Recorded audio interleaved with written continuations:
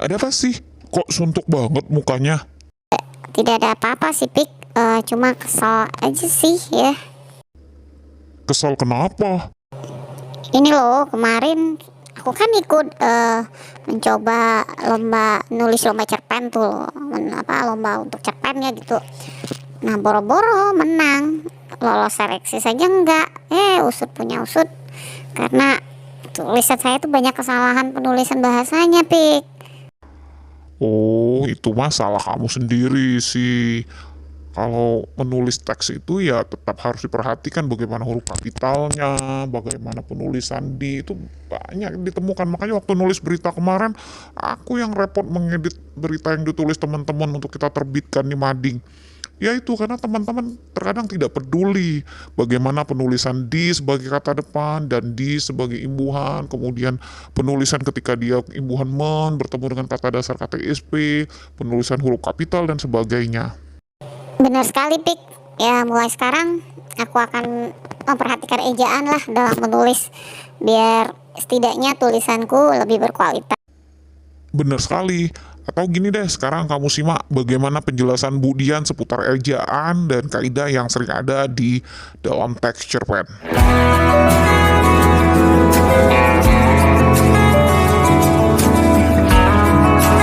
Sekarang kita perhatikan kaidah kebahasaan yang sering terada di cerpen atau teks deskripsi atau beberapa teks lainnya yang ada. Yang pertama adalah penggunaan huruf kapital. Penulisan nama orang dan sapaan untuk penggunaan huruf kapital. Kalian perhatikan kutipan cerpen yang pernah aku tulis ini. Baik, coba tenang dulu, ujarku menenangkan kelas. Ibu harap semuanya menulis tentang membuat kopi hitam, bukan kopi instan. Walaupun ada kopi siap minum, tapi untuk hari ini ibu ingin kalian menulis teks prosedur cara buat kopi. Coba dulu, ibu juga ingin tahu apakah kalian bisa membuat kopi atau hanya pandai minum saja. Jelasku diplomatis. Kelas pun kembali tenang dan siswa pun mulai mengerjakan tugas yang diberikan. Selang 2 menit, Rati pun kembali bertanya, Bu, ayah saya kan tidak suka kopi. Bagaimana kalau saya buat secangkir teh saja, Bu? Rati mencoba menawar tugasku. Indah pun tidak mau kalah. Bu, ayah saya kan kena penyakit kencing manis, jadi tidak suka kopi.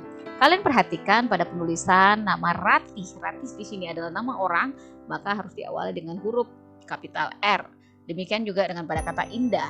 Sementara di sini pada penulisan kata Bu, di sini dimulai dengan huruf kapital karena ini adalah sapaan langsung. Demikian juga di sini ketika ibu dia mengatakan ibu. Tapi kenapa di sini ayahnya huruf kecil?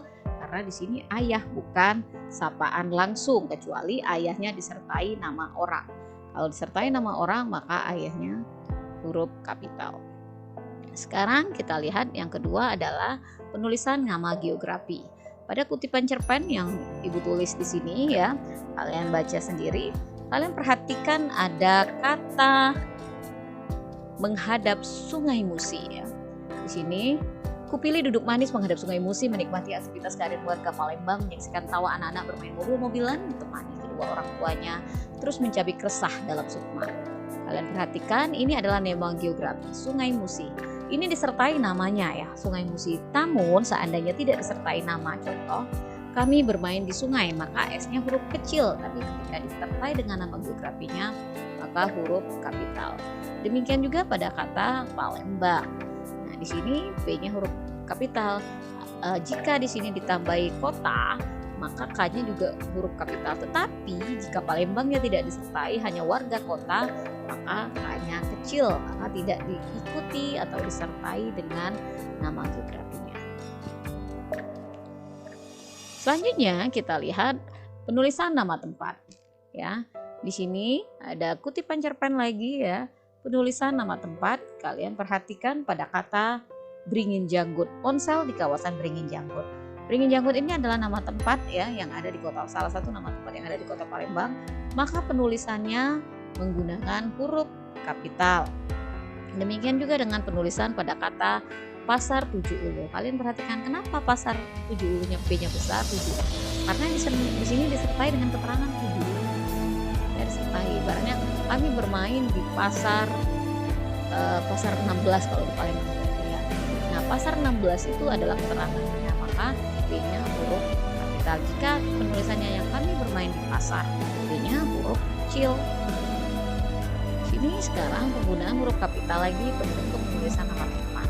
Ini lagi-lagi cerpen yang Ibu tulis, kalian tadi kita lihat pada penulisan kata Masjid Agung. Nah, ini nama tempat ya. Masjid Agung ini kenapa huruf kapital? Karena disertai dengan kata Agung ini, nama masjidnya Masjid Agung. Maka hurufnya kapital. Jika kami, ayo Mbak kita ke masjid, dia hanya mengatakan kita ke masjid, M-nya kecil ya. Selanjutnya nama tempat juga. Selanjutnya hubungan. Kita lihat penggunaan di sebagai kata depan dan di sebagai awalan. Nah, kalian perhatikan pada kata dikerjakan ya. Dikerjakan di sini di berfungsi sebagai imbuhan awalan. Ditambahi akhiran kan ya. Dikerjakan. Maka penulisannya bagaimana? Penulisannya digabung. Ya, digabung penulisan dikerjakan ya. Akhirannya an bukan kan. Nah, maka penulisannya digabung bukan dipisah. Demikian juga pada kata disuruh. Kata dasarnya suruh ditambah imbuhan awalan di, maka penulisannya digabung. Sementara di sini adalah sebagai kata depan. Penulisannya bagaimana? Dipisah karena di sini menunjukkan tempat. Di pasar, di kota, di desa, di atas, di bawah. Nah, ini penulisannya terpisah. Seperti kemarin yang kita latihan ya. Apa perbedaan antara dikontrakan dengan dikontrakan? Kalau dikontrakan berarti dia menunjukkan kata tempat harus dipisah. Tapi kalau dikontrakan, keterangan rumah itu dijual, maka penulisannya digabung. Selanjutnya, ini ada imbuhan men yang paling sering kita temui. Imbuhan men bertemu dengan kata dasar dengan awalan yang diawali huruf K, T, S, dan P. Kalian perhatikan ya, pada kutipan ini ada kata menyiapkan. Ini kata dasarnya siap.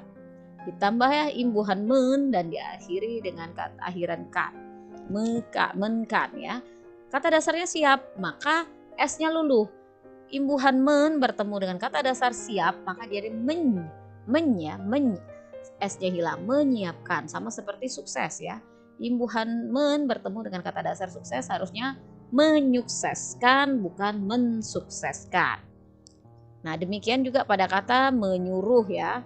Ini pada kata menyuruh imbuhan men bertemu dengan kata dasar yang diawali dengan huruf awalan S, suruh ya. Nah, lalu pada kata menulis. Nah, di sini imbuhan men bertemu kata dasar diawali dengan huruf T. Maka dia menjadi men. T-nya hilang. Menulis. T-nya luluh atau lepuh. Demikian juga pada kata dasar pada kata mengerjakan ya. Pada kata mengerjakan ini imbuhan men bertemu dengan kata dasar diawali huruf K. Kata dasarnya kerja. Jadi bertemu dengan imbuhan men maka jadi meng. Nah, lalu bagaimana ketemu dengan kata dasar yang diawali dengan huruf P? Memang di sini tidak ada contohnya. Kalau P maka dia menjadi mem. Contoh kata dasarnya apa? Mempesona. Pesona ya, kata dasarnya pesona. Bukan mempesona walaupun kita sering ya ada lagu mempesona, bukan. Yang benar itu adalah memesona karena kata dasarnya diawali dengan huruf P. Berbeda jika kata dasarnya ada rapat konsonan. Ada dua yang nempel ya. Contohnya transfer. Mentransfer harusnya kan kalau katanya men di huruf T luluh T-nya. Enggak, tapi itu berbeda. Itu adalah rapat konsonan pada kata T dan R. Jadi yang benar adalah mentransfer karena dia rapat konsonan. Selanjutnya penggunaan kata baku. Nah, kalian perhatikan ya. Kata baku ini kita kadang bingung yang mana yang baku yang mana tidak. Sebagai tuntunannya kalian gunakan KBBI ya. Nah, pada kutipan cerpen ini kalian perhatikan penulisan kata maghrib itu yang benar adalah maghrib di dalam kamus bukan pakai H. Yang sering kita temui itu maghrib ya, maghrib. Nah, sama juga ketika penulisan kata sholat. Dalam kita sebagai muslim memang harus biasa kita menyebutkan sholat. Tapi dalam penulisan yang sesuai dengan kamus adalah salat penulisannya. Nah, pada kata dasar doa itu tidak perlu ditambah apostrof walaupun kita masih temui di buku-buku ya apostrof doa ini ya dipakai apostrof A seperti ini. Demikian juga di sini ada kata ya sebelum Ibu tutup ya, di sini ada kata dasar, ada wudu. Ya, pada kata wudu. Wudu itu tidak perlu pakai H. Jadi wudu bukan wudu. Ini yang sesuai dengan KBBI. Nah, jadi untuk kaidah bahasa baik di cerpen, teks deskripsi atau yang lainnya, kalian bisa gunakan Pedoman Umum Ejaan Bahasa Indonesia atau PUEB. Sementara untuk kata baku atau tidak baku, kalian bisa gunakan Kamus Besar Bahasa Indonesia, baik versi daring maupun versi luring.